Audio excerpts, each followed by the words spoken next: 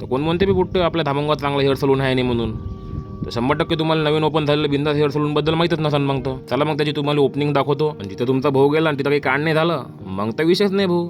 तुम्हाला तर माहिती आहे जिथं भाऊ गेला तिथं कांड होणार 100% म्हणून. तर चला काय झालं सांगतो तुम्हाला, तर व्हिडिओ शेवटपर्यंत पहा. तर काही दिवसा आधीपासून मला अजितदाने इन्व्हिटेशन देऊन ठेवलं होतं का संकेत भाऊ म्हणे आपलं नवीन सलूनचं ओपनिंग आहे म्हणे, तर तुम्हाला या लागते म्हणे. मी म्हटलं काही विषय का तुमच्यासाठी, तुम्ही बोलावलं आम्ही नाही आलो असं तर होणार नाही म्हटलं. तर बिलकुल येतो म्हटलं, तुम्ही फक्त मला टाइम आणि डेट सांगून द्या म्हटलं, त्याच्या अर्ध्या घंटा आधीच आम्ही येऊन तयार राहीन म्हटलं. मग काय दुकानात पोहोचलो आणि दुकानात अंदर जातात तर काय पाहतो तर एवढं जबरदस्त भावानं दुकान उघडून ठेवलं आपल्या का विचारायचं कामच नाही. मी तर गेल्या बी पहिले अचंबातच पडलो. मी तर पहिले व्हिडिओज काढत बसलो कारण मला बम खतरनाक इंटरियर आवडलं यायचं. बाकी तर काही नाही, पण महाराजांच्या फ्रेमने एक नंबर 4 चांद लावले पूर्ण दुकानाले. इंटिरियर वगैरेचं काम एक नंबर बढिया झालंय. महाभाषेत जर सांगितलं तर एक नंबर चोको काम झालाय, कारण पैसा भाई तेवढा लावला आणि खतरनाक काम तर एक नंबर होणार आहे, साहजिक आहे. तर महिना तर दोन्ही भावांना बहुत बेकार घेतले याच्यामध्ये, अजितदादा आणि अजितदादाचे मोठे भाऊ सुजितदादा. कारण सुजितदादा दिवसभर इथं राहत होते आणि अजितदा जुन्या दुकानात गिराईक पाहत होते, कारण तिथं जर गिराईक नसतं पाहिलं तर मग आमच्यासारख्या अपिटी कुठे गेले असते. तर अजितदा गिराईक करून कितीतरी वेळा महाभरोशावर दुकान सोडून गेला होता, कारण भावाला गरज होती तिकडे जायची. त्याच्याशिवाय काही काम होत नव्हतं काही त्याच्यानं भाऊले तर लागत होतं. मी म्हटलं भाऊ जाय तू,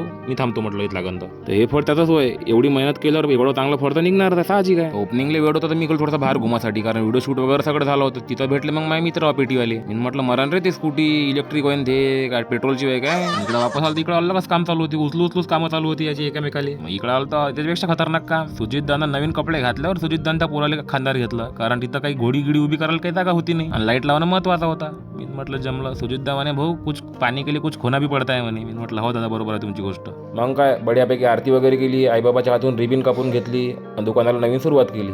मग आला ना अपिटी श्रेयस. मी म्हटलं कायले आला एवढा लवकर, गाव जेवण झाल्यावर पाणी प्यायला आला का लेका इथं एवढा लवकर. तर चला पुढे तुम्हाला आपलं नवीन सलूनचं लोकेशन सांगून देतो.